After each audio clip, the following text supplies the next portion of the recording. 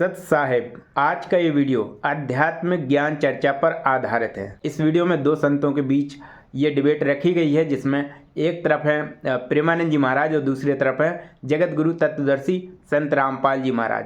प्रेमानंद जी महाराज का एक वीडियो मैंने देखा जिसमें प्रेमानंद जी के यहाँ पर कुछ भक्त आए और अपने डाउट्स लेकर आए। तो उन्हीं में से किसी एक भक्त ने उनसे प्रश्न किया कि महाराज जी, और मैं सोमवार को शिव जी की कथा करता हूँ और उसके बाद मंगलवार को हनुमान जी की कथा करता हूँ, ऐसे ही सातों दिन मैं किसी न किसी देवी देवताओं की आराधना में मतलब लिप्त रहता हूँ, मतलब उनकी पूजा पाठ करता हूँ।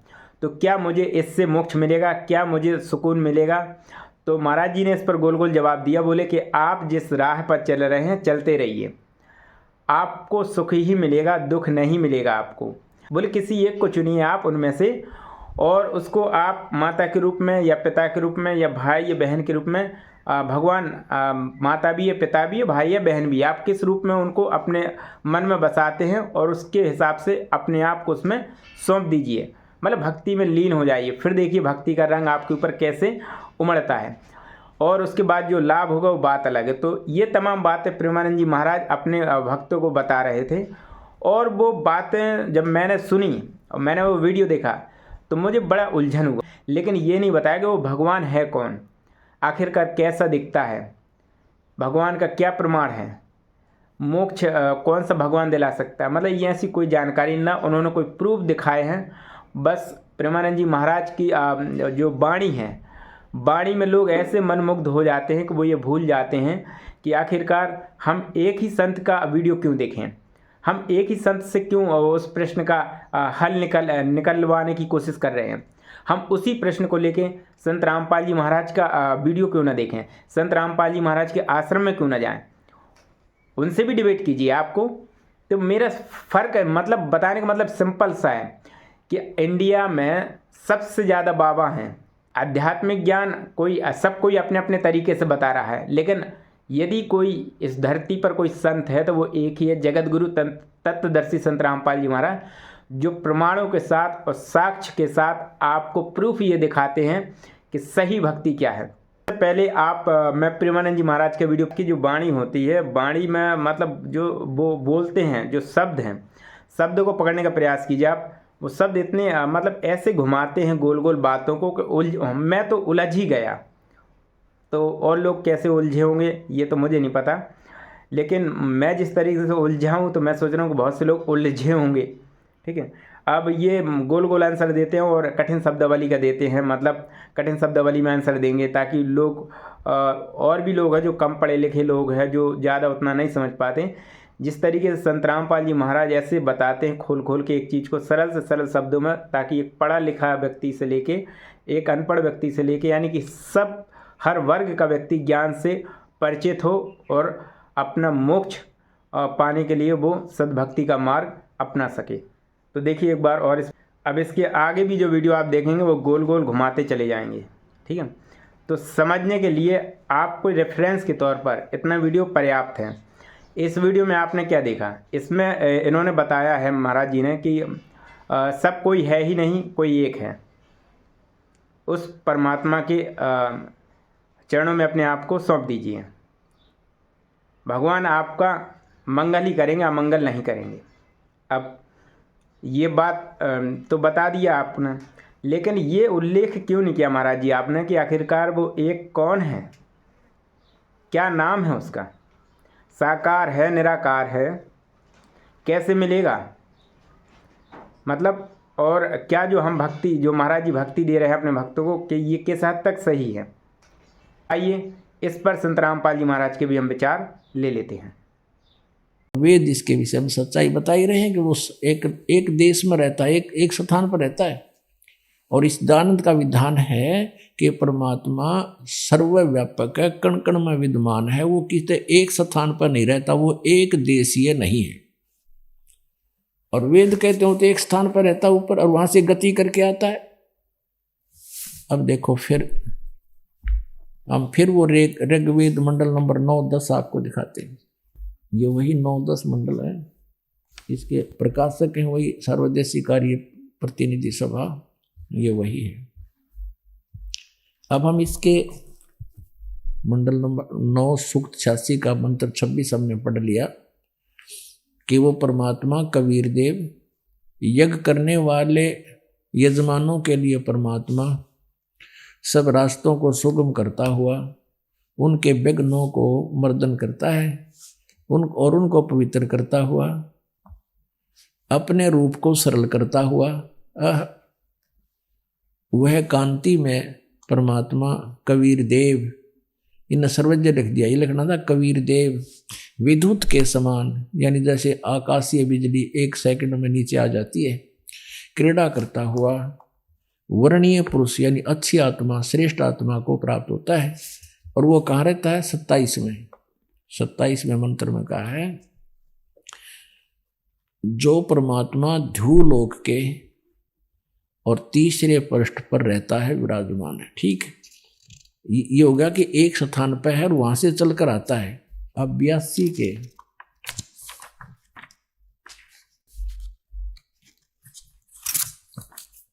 ऋग्वेद मंडल नंबर 9 सूक्त 82 का 82 का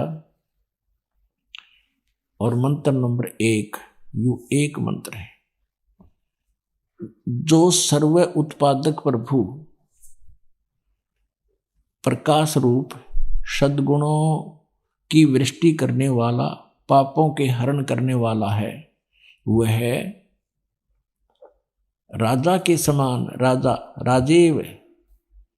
अब ये देखिएगा 269 पर हमने पढ़ा, 270 पर इसका आगे शेष अनुवाद है।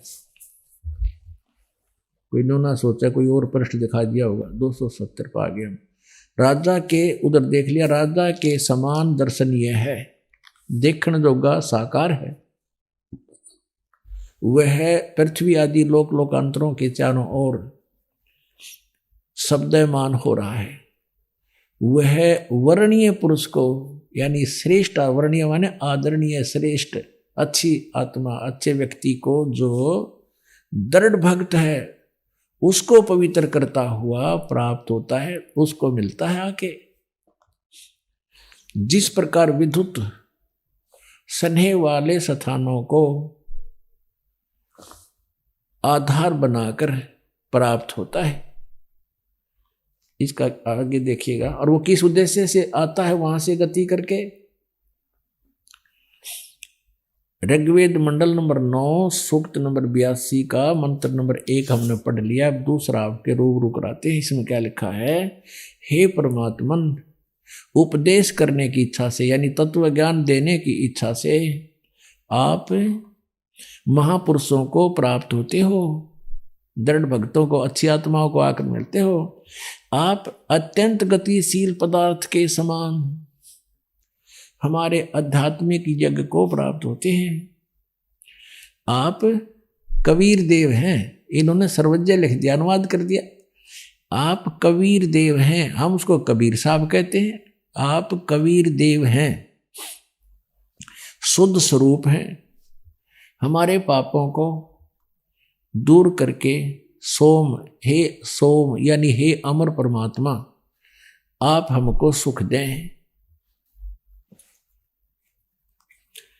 अपने आत्माओं, पवित्र वेद ये प्रमाणित कर रहे हैं कि कबीर देव नाम है उस परमेश्वर का, हम उसको कबीर साहब कहें। देव माने प्रभु भी होता है, प्रभु, परमात्मा, परमेश्वर। वो ऊपर सतलोक में रहता है और वहां से गति करके वहां से चलकर आता है। जैसे बिजली की तरह आकाशीय बिजली गिरती है कहीं पर, तो वो किसी वस्तु को आधार बना के गिरती है। जैसे पहले कांसी धातु के बेले, थाली, कटोरे हुआ करते, जैसे आजकल स्टील के हो गए, पहले कांसी धातु के होते थे। और कांसी धातु पर आकाशीय बिजली विशेष अमूमन गिरा करती। जब वर्षा के दिनों में बाहर होता तो उससे उसका कनेक्शन बन जाता, उसको आधार बना के उस पर आके बिजली गिरी। तो ऐसे ही कहते हैं अपने जिन भक्तों के प्रति परमात्मा, अच्छी आत्माओं के प्रति परमात्मा का विशेष अट्रैक्शन होता है, उसी उन्हीं पर आकर वो परमात्मा बिजली की जैसी गति से उन्हीं पर आधार बनाकर उन्हीं को मिलते हैं और वहां से चल कर आते हैं। और वो राजा के समान देखने योग्य हैं, दर्शनीय हैं, साकार हैं।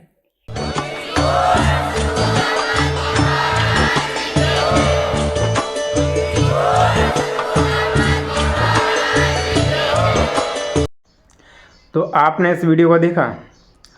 इस वीडियो को देखने के बाद अब आपकी आंखें शायद खुल गई होंगी कि असली भगवान कौन है और कैसा दिखता है। महाराज जी ने बताया है कि राजा के समान है। आप क्या सोचते हैं इस वीडियो को देखने के बाद? अगर फिर भी कोई डाउट रह गया है तो आप एक बार जिस तरीके से आप प्रेमानंद जी महाराज जी के यहाँ पर आपने जाके अपने प्रश्न रखे, एक बार जगत गुरु तत्वदर्शी संत रामपाल जी महाराज के आश्रम में जाकर के आप अपने सवालों के जवाब जानिए।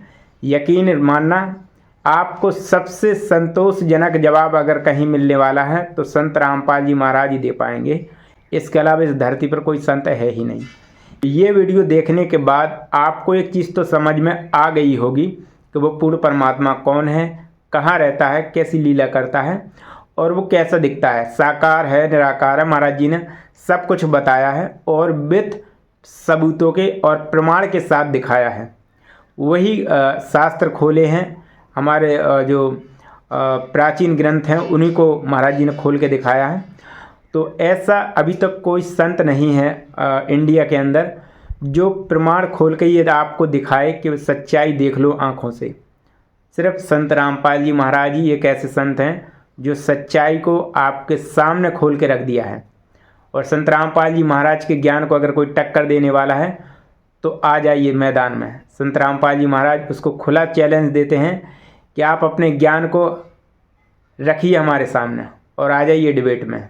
खुला मैदान है, आप भी वहीं रहो, आप भी आ जाइए उसी मैदान में, हम भी हैं उसी मैदान में। देखते हैं किसका ज्ञान बेहतर है। तो ये लड़ाई ज्ञान और अज्ञान की है। इस वीडियो को बनाने का मकसद इतना ही है कि आप ज्ञान और अज्ञान, आपको ज्ञान को समझना है तो ज्ञान की रोशनी चारों तरफ फैलाना ही इस वीडियो का मकसद है।